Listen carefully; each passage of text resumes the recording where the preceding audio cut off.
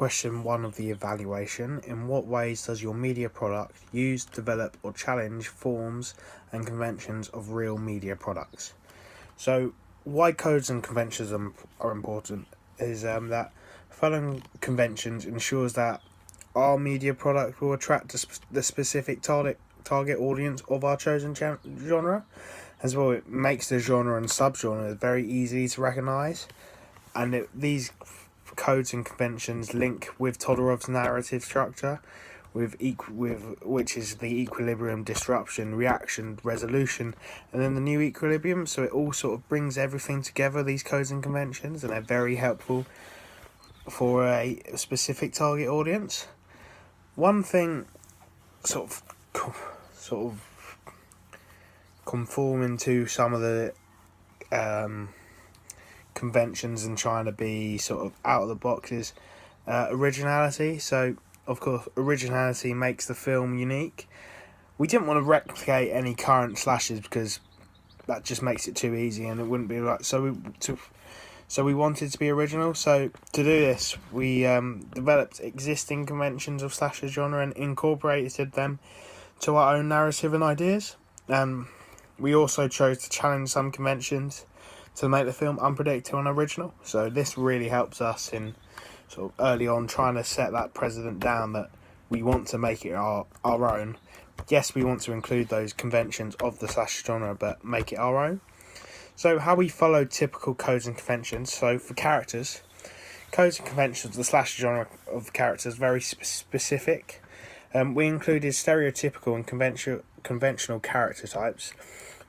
So the first girl / the sluttish character, conventionally they'll have blonde hair, they're very dopey, they're very attractive, and they'll get punished by the villain for being sexually active and having an interest in drugs and alcohol. So this is sort of in our trailer. We have Hannah who plays the first girl. She wears very revealing clothing in her costume and takes off her top when she thinks the jock character Jake is coming. And when in the woods, she's encouraging everyone to have a drink and getting drunk herself, which is really sort of one way she can be sort of punished by the villain for that. So this character was based a little bit off Jessica in Sorority Row, as she looks very similar, being blonde, the same thing. And in Sorority Row, she promotes sex, drugs and alcohol, and she's the leader of the group, which is very similar. So we wanted to be original, but we did take our ideas from that. So then for the final girl, our character, conventionally they are dark hair, they're very smart, they're very innocent, and they're in the shadows of the first girl, so they're not there, they're just on the side, but they're part of the group still. So for the costume, it's very plain, and she doesn't want to involve herself in any sex or drugs or alcohol, and she noticed the villain first, which is very key. And we noticed during our research and planning when watching the trailers, they were the first ones to notice, especially if you're looking at Halloween. The final girl in that notices Michael Myers early on, and she knows something is wrong, so which is one of the main things. Sort of she's there, she survives because she can outwit the villain, because she's a lot smarter and she notices him early on. Similar to sort of basing off the first girl to one of the girls from Sorority Row, it was very similar to Sydney and Scream, as they look very similar, they're very reserved, and they're very smart, and they both noticed the villain very early on, so it really helps us sort of just having that model sort of character to go off. Then for the villain, which is probably one of the many important things that has many conventions, we went for a big, like in a lot of the slashes, it's big and bulky villain. So they look very threatening, and they're very psychotic, and they have something messed up with them.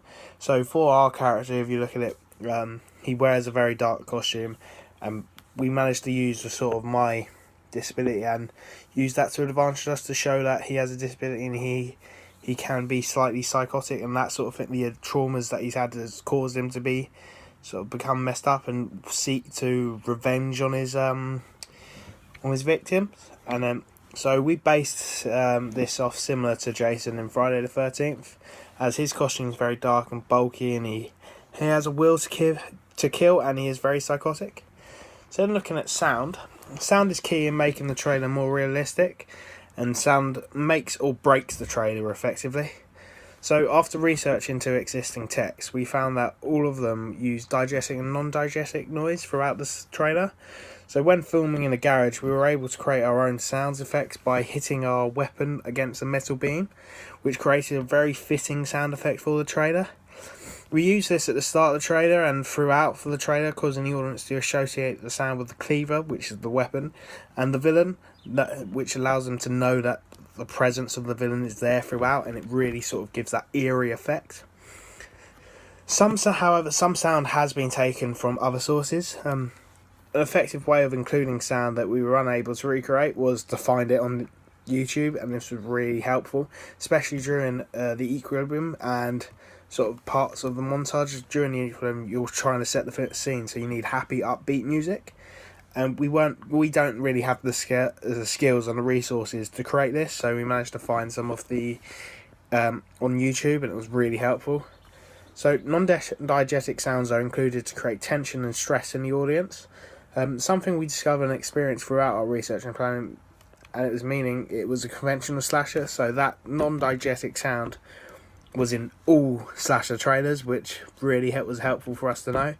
So, like we previously said, we have downloaded similar unique sounds to try and replicate this fear and tension which was built during trailers. So it was really helpful to understand what that sound was for. As a group, we felt it was important to use the key sounds at certain points in the trailer to keep the tension and make the audience easier to scare and keep them on edge. Because everyone on edge, they can be really scared quite easily, especially like from jump scares. They can just be like that and they'll be hooked. Because if a horror film is scary, people will want to go and see it.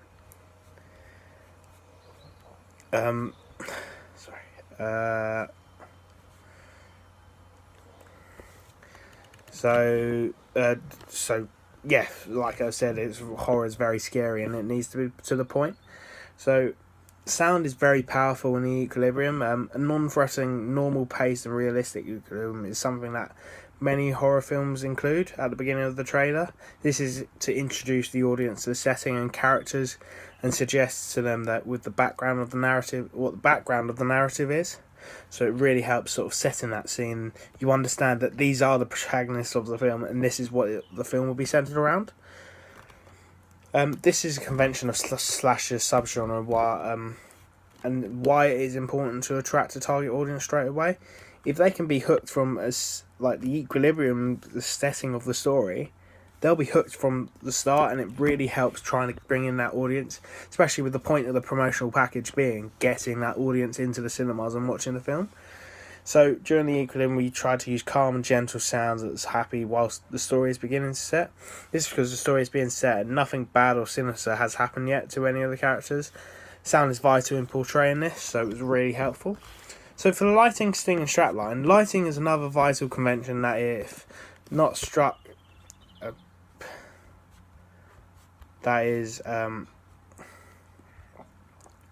if not stuck to, will likely ruin our work by making it look amateur and unprofessional. So this is one of the many reasons why it was something that, alongside sound, we analysed in depth while looking at existing successful media text. We found it was conventional for the lighting in the sort of villain's place of murder and torture to be very dim and sort of give that eerie effect. So dim lighting ensures that not everything that you could be shown is clearly shown, leading to mystery and unknown, creating enigma codes for the audience, and something humans are scared of, and therefore achieve our goal. Especially with sort of dark colours, a lot of people, during our questionnaire at the start, were scared of the dark, so that really helps. Dim lighting also leaves a lot of screen black. This is a connotation of evil and death, linking in nicely with the outcomes of the film. Throughout our trailer, we have conventionally used scenes where the lighting was dark or dim, creating suspense for the audience.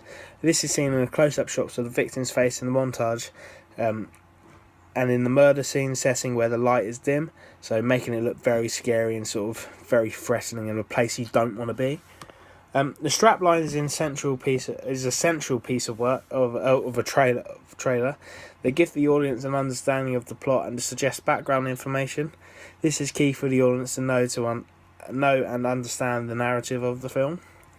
The taglines used are in place to help attract the audience and make them want to see more about the film. Within our trailer, we have included our strapline in order to meet a convention of the slasher and to portray a little insight to our villain. He is what he eats portrays to the audience that he is a cannibal, and so helps them understand part of his motives and intentions throughout the narrative. Conventionally of the slasher genre, we didn't just want to include writing on the screen. We cut the shot to plain image and a rustic background with text on to force the audience to read the text with no distractions. This idea of cutting to a background with a text on is a convention of horror film straplines and an effective way of drawing them in and making them pay attention. As well, it sort of helps set the scene as well, because especially if you look ours, it's very similar to sort of the wooded area sort of thing, and it really helps us sort of and helps the audience understand where it is being set. As a group, we seem to have mixed thoughts on our sting. We have decided to include one in order to remain conventional, especially as they are a major part of the slasher trailers, and they allow the production company an opportunity to showcase the villain and scare the audience one last time before the trailer ends, and it really gets them to hook and want to come and see the film. To be honest, I was disappointed with how this thing came out after we came into the final production. We didn't really feel it was scary enough, and it looked too unrealistic and cringy upon a review. And of course, it is the very end of the trailer, so the usual place for this thing, an aggressive quick shot of the bin probably would have been much better. Not the sort of there you could see him quite early on, so you don't get too scared. So there was a lots of things we probably could have improved on there.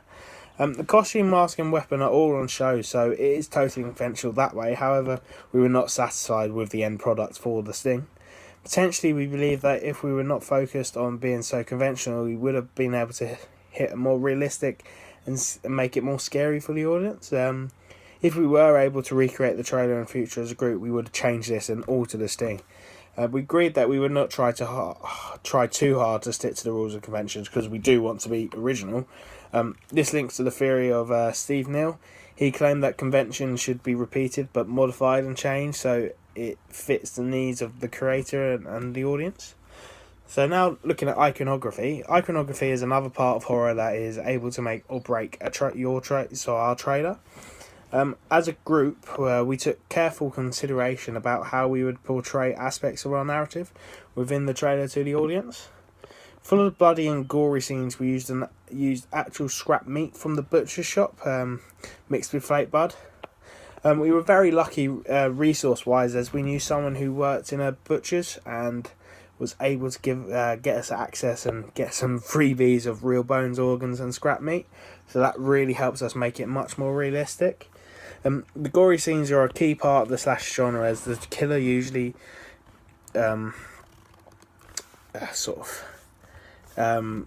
dissects his sort of victims and pulls the body apart and exposes. Hence, we have included this in within our trailer.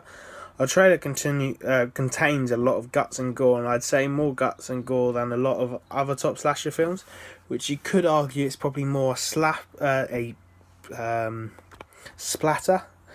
But we sort of tried to stick more to a slasher because it's much easier. Therefore, in order to link out the film to an existing media text, we look to files outside of the slasher subgenre and out into everything that falls into the horror genre, which sort of brings into the thoughts of a hybrid film, which is quite similar to It, which covers about 5 subgenres of horror, which is really sort of a massive combination. This, however, could have been seen slightly take over our trailer to the splatter genre, like I've previously said, and as it's a common convention. So now moving on, how our media product breaks the typical codes and conventions of existing media products within the slash genre. Our media product was not all conventional. we have changed and challenged certain conventions in order to remain original and still appeal to our target audience. There will be multiple times that we have broken a convention. We've sort of, when we did this, we decided as a group to make sure we did this decision. It wasn't just like sort of an individual thing. It was just to show as a group we all agreed whether we would do this. Throughout our recent planning, we looked in depth at multiple horror trailers that broke individual conventions. A notable example of this would be how in Scream the characters mock the conventions of a typical horror. This especially was really helpful as it managed to sort of bring back the sort of, especially in that period of the 80s where it was so strong for slasher, and then that dip before the 1996, and it sort of reinvented how slashers were fought and brought back the audience. Firstly, and possibly the most important noticeable convention that we broke when producing our slasher trailer is the outfit, or more specifically the colour of the outfit that our villain is wearing. Specifically within the slasher genre, the costume is probably the most important aspect of the film. If the costume is not scary, the audience will not feel threatened or scared, and so the film will fail and be unsuccessful.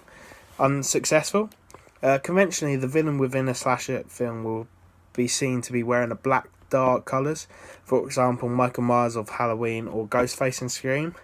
This is because dark colours have a connotation of evil and death, which is of course something every horror film wants their audience to associate with their villain.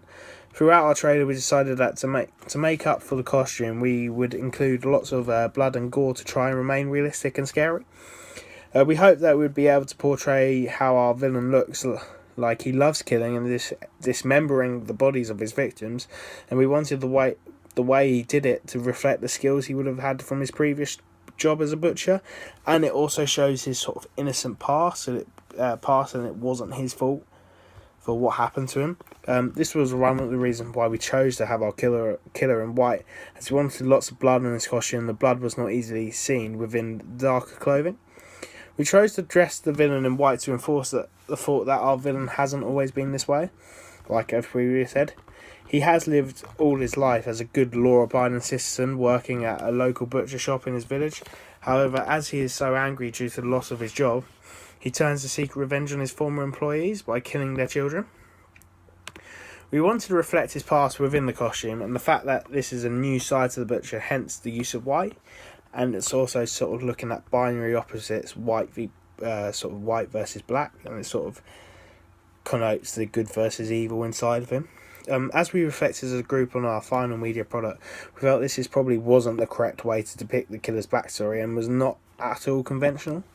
Although we feel our reasoning behind dressing out the villain in white still makes sense, it was only after we realised actually how unconventional it really is. Meaning that if we had another chance to recreate the villain, we would change his costume to a stereotypical and conventional dark clothes. When filming our antagonist, we ensured that his face was not shown at all. Every shot of him was either the back of his head or him masked. This conveys no emotion to the audience and keeps the villain as a mysterious masked figure, creating that enigma code. Animal face masks aren't commonly used in horror films, as they can come across as childish or have cartoon-like features. We thought a pig mask perfectly fit in with his previous profession, and once we started to piece the entire costume together, it did work as we envisioned, and it made a very scary villain. So now, sort of looking at how our media product develops typical horror slasher conventions. Building on from sort of earlier on, following conventions that the audience will recognise is essential to producing a successful media piece and gaining a positive attention. Although in certain situations, following conventions isn't always the best option available, and the best, most creative work can come from developing conventions of existing media texts. Due to this, we spent a lot of time as a group discussing how we could develop conventions of horror, or more specifically, slasher conventions to add originality to our trailer. It was essential to have a villain that followed some conventions, but develop others to add originality to our work and make it unique. As it is clear, our villain's character himself meets all the conventions except his costume. We have developed the conventions of our villain when looking at his character traits. There is an aspect to the personality of our villain that ensures he stands out from the rest, and that the fact that he is a cannibal. Cannibalism in real life is extremely rare and is also very rare within horror films. In fact, these are very few horrors in which the villain actually eats his victim for no other reason but pure shock factor. This is something that we have included within our magazine in order to stand out from other typical slasher films and be unique. This is because every horror film features a cold-blooded evil villain. However, our villain goes that step further to shock the audience even more than he already had by feasting on his victims. This was something that we did not just portray within our horror trailer. We ensured that our other media pieces, such as the magazine front cover and film poster, hint the fact that our villain is a cannibal, automatically giving our film an edge over others within the same genre. This was portrayed through the use of a tagline saying "He is what he eats," as essentially he is a human and he eats other humans. Looking at existing media text as a group, we discovered that there is a wide array of weapons used, which gave us many options to what we would choose. We selected a meat cleaver as it was uncommon but similar to the weapons used by some of the iconic slasher villains, for example in Scream. The Friday the 13th, some form of knife or machete is used. This portrayed to us that it is a convention to have some form of sharp object as a weapon, but we were different as we have not yet come across any films that included a meat cleaver. As portrayed, a meat cleaver is not used in any of the top iconic slasher films, therefore we felt that using it in our trade would very nicely develop some conventions. Finally, another reason that we have chosen to use a meat cleaver is the fact that it links to the villain's past life as a butcher. We feel there is something slightly more scary about the fact that he is professionally trained to chop meat with this tool, and he now deploys his skill in the area with this villain with this weapon in order to commit murders. Moving on, the costume and specifically the mask, we have noticed when analysing films that every iconic slasher film used a mask with some kind of human similarities. This ties in nicely with our villain, as we wanted him to stand out and be different to others. We thought that we should link the villain to his job, as we have portrayed that his passion and he has a strong connection to it, hence why we have chosen a pig mask. The fact that he worked at a butcher leaves the audience minds wondering of the mask is a real animal, and makes them feel uneasy and uncomfortable, and makes them wonder if this could happen in real life, which is what we are trying to do, especially being based on a true story. Much like many other conventional slasher films, ours contains killings of multiple teenagers. This is a convention we have no intention of developing, as we feel it is very crucial in creating a realistic and professional trailer while still being entertaining. Within this evaluation, I discussed how as a group we have both abided by but broken the typical conventions of the slasher genre. There are certain conventions to follow regarding a slasher film's plot we intentionally used but broke these existing conventions that we picked up to enable our trailer to have an edge or originality to it. As a group, we agreed that our trailer should tell parts of the story but not reveal too much of the narrative of the film, only enough to keep the audience engaged and want to see the film themselves to find out more. Another way which our trailer is different from others is usually the villain doesn't know the victims and selects them randomly in an isolated place for a sinister pleasure. So they're just simply at the wrong place at the wrong time. However, our villain had a plan to kill a group of specific victims due to being wrongly fired. We were unable to find another film where the villain selects the exact victims he kills like ours. However, it can be linked to a similar occurrence in Nightmare on Elm Street, because that is their dream, so it sort of interconnects there. Overall, we've created a realistic media package that is easily identifiable to slasher genre and will attract the correct target audience by following and breaking key conventions, making our media product unique and attractive and very successful.